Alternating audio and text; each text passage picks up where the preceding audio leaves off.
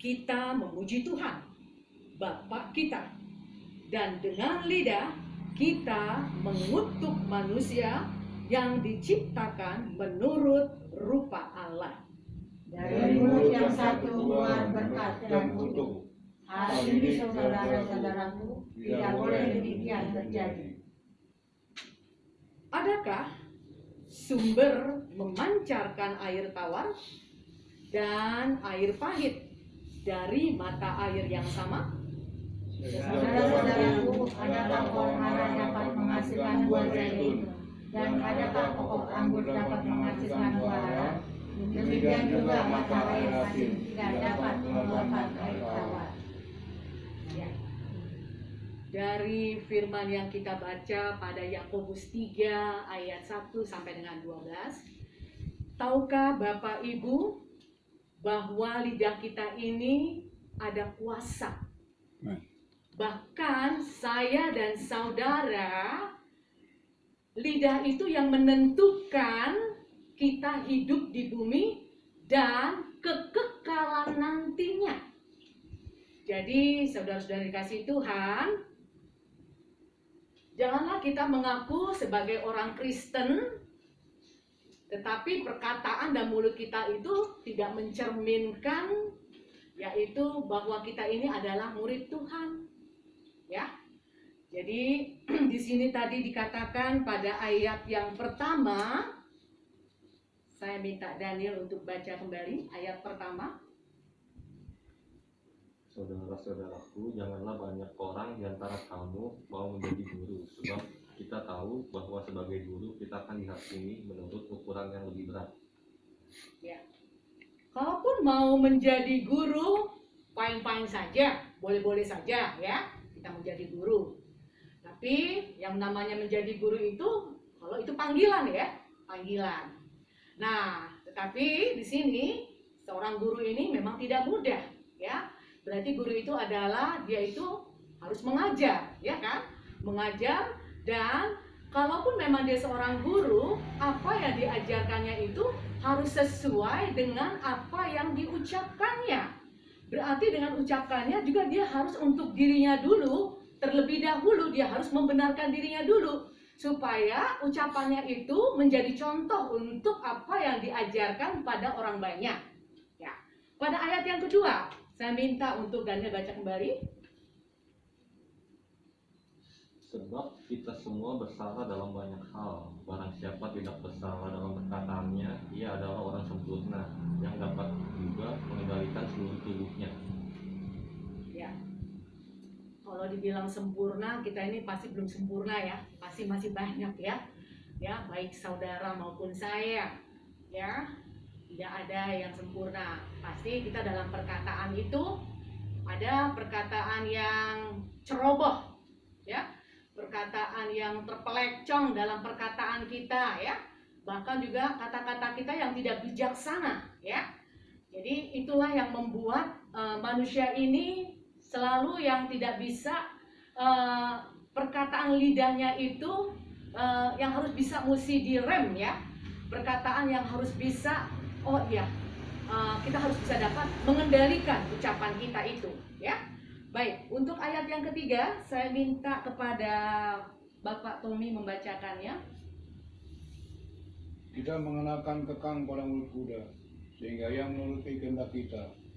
Dengan jalan demikian, kita dapat juga mengendalikan seluruh tubuhnya. Iya, oke. Dari ayat yang ketiga ini, sebelumnya saya minta untuk kita sama-sama buka Amsal 18 ayat 21. Mati dikuasai lidah. Siapa suka mengenakannya, menggemakannya, akan memakan buahnya. Iya. Kalau kita baca Amsal 18:21 ini ngeri juga ya. Kenapa saya katakan ngeri? Karena lidah itu nggak bisa dikendalikan, ya otomatis akan menggemakan buahnya. Karena dia suka menggemakan, dalam arti mengompor-ngompori, terus perkataan yang mau menjatuhkan seseorang, yang suka mengadu domba, ya. Nah, itu akan mendapatkan ya dianya sendiri buahnya itu, ya. Jadi mari saudara dikasihi Tuhan, kiranya kita ini untuk mengatakan setiap lidah kita itu adalah lidah yang benar-benar hanya untuk datang pada Tuhan dalam pujian penyembahan kita, memberikan kata-kata yang mendatangkan kebaikan, kata-kata yang memberikan semangat, motivasi ya. Jadi ucapan yang benar-benar untuk menyenangkan hati Tuhan ya. Nah, baik. Untuk ayat yang kelima ya, 5 sampai dengan 6. Dan juga demikian juga lidah, walaupun suatu anggota kecil dari tubuh, namun dapat memegahkan perkara-perkara yang besar. Lihatlah betapapun kecilnya api, ia dapat membakar hutan yang besar. Lidah pun adalah api, ia merupakan suatu dunia kejahatan dan mengambil tempat di antara anggota-anggota tubuh kita sebagai sesuatu yang dapat menodai seluruh tubuh dan menyalakan roda kehidupan kita, sedang ia sendiri dinyalakan oleh api neraka. Ya. Jadi lidah itu seperti ibarat kekang yang yang nggak ada remnya, ya, yang nggak ada remnya. Jadi kita harus berhati-hati, saudara, untuk berbicara, ya, apapun itu seharusnya sebelum kita ucapkan pikir dulu gitu loh. Apa ya yang saya mesti omongin? Kira-kira kata-kata ini bagus nggak ya? Kira-kira kata-kata ini menyakiti hati dia atau bagaimana ya? Nah, kalaupun kita sudah berpikir, otomatis ya itu Tuhan Roh Kudus mengingatkan kita gitu loh. Jadi segala sesuatu itu, lidah itu, ya kita harus berhati-hati dalam ucapan kita. Mengapa saudara? Mungkin tanpa kita sadari ya, kita sudah kata-kata itu sudah menyakiti hati orang. Mungkin bagi dia biasa aja, tapi dia tidak menyadari sudah memberikan kata-kata yang menyakiti hatinya. Berarti itu satu kata-kata kutuk, ya. Jadi mungkin yang bagi dia pun juga sebaliknya, orang yang kita omongin itu, ya, dia tidak menganggapnya seperti apa. Kalau memang orang itu tidak meresponinya biasa saja. Tapi pada umumnya orang yang namanya dikatakan seperti yang tidak nyaman, pasti saja orang itu akan tersinggung. Dan sebaliknya, orang yang sudah dikatakan tadi itu, yang menyakiti hatinya, dia akan memutar balik kepada yaitu lawannya yang berbicara. Nah, saudara, di sini ada hukum tabur tuai. Jadi, belum tentu setiap omongan saudara itu dapat diterima dan diresponi oleh Roh Kudus, ya. Tetapi kalau memang diresponi oleh Roh Kudus, ya, itu bersyukurlah tidak terjadi. Nah, kalau memang itu tidak diresponi oleh Roh Kudus, maka saudara dikasih Tuhan, pertanggungkanlah jawabanmu dalam perkataanmu, ya. Berarti kita juga harus menanggung jawab setiap apapun perkataan kita yang tidak beres ini, ya. Ya, pada ayat yang berikutnya dikatakan di sini, mari kita buka bersama-sama Amsal 10 ayat 19. Di dalam banyak bicara pasti ada pelanggaran, tetapi siapa yang menahan bibirnya berakal budi. Ya, itu kembali yang tadi saya katakan, ya. Jadi sebelum kita berbicara, minta Roh Kudus, Tuhan, tolong apa yang harus saya sampaikan. Jadi jangan mulut kita hanya nyerocos terus, ngomongin yang gak beres. Terus begitu, dia yang namanya suka ngomongin itu, orangnya mulutnya gak bisa diem gitu loh. Nah, terus begitu, banyak ada satu pertengkaran juga, saudara.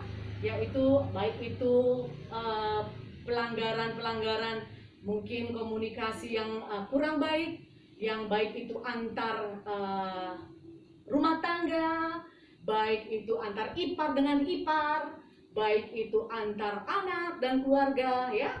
Jadi di sini dikatakan kembali, Tuhan mengingatkan kepada kita, Tuhan sangat membenci yaitu yang lidah dusta dan saksi dusta, ya.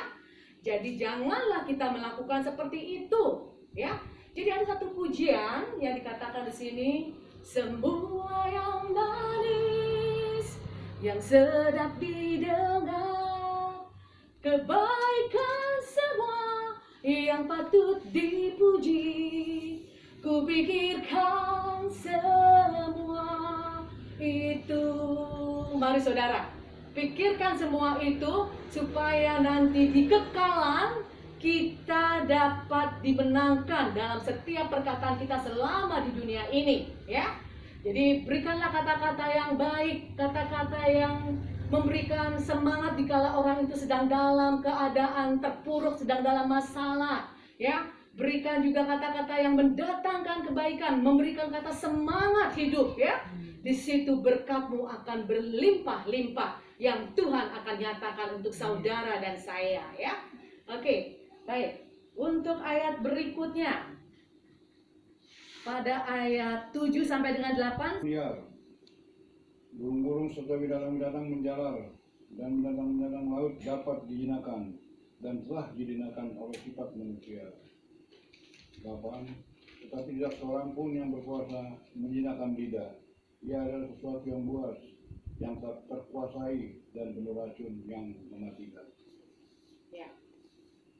Dalam pertengkaran pun juga, kalau kita bisa melihat rumah tangga, itu kalau dipikir-pikir yang kita tidak sadari, ya saya juga berdoa tidak ada dulu dalam CMC Pemoni, ya.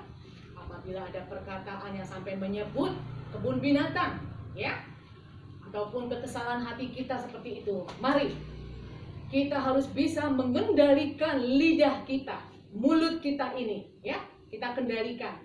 Jangan kita sampai tertepelecok omongan kita ini yang sangat menyakiti hati Tuhan, ya, yang sangat memberi kata-kata yang membuat itu terhambat setiap segala apapun di dalam kehidupan kita.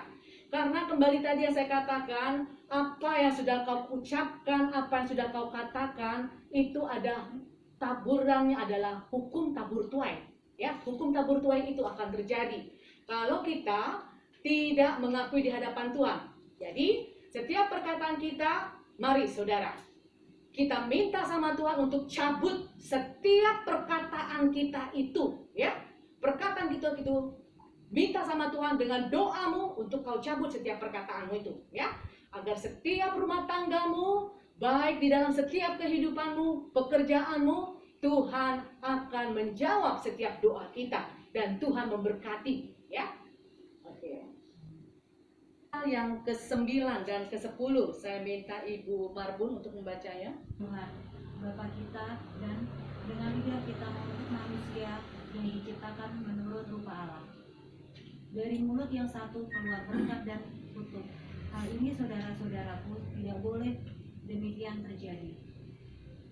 Ya, dikatakan di sini bahwa dari lidah yang sama itu keluar kutuk dan berkat, ya. Jadi itu satu, ya.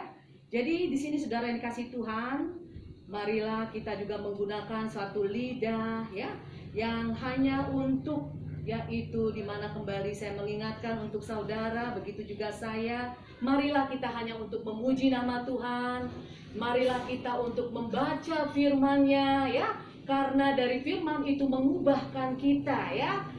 Apapun itu kebiasaan dalam kata-kata kita itu, ubah setiap kata-kata itu, ya.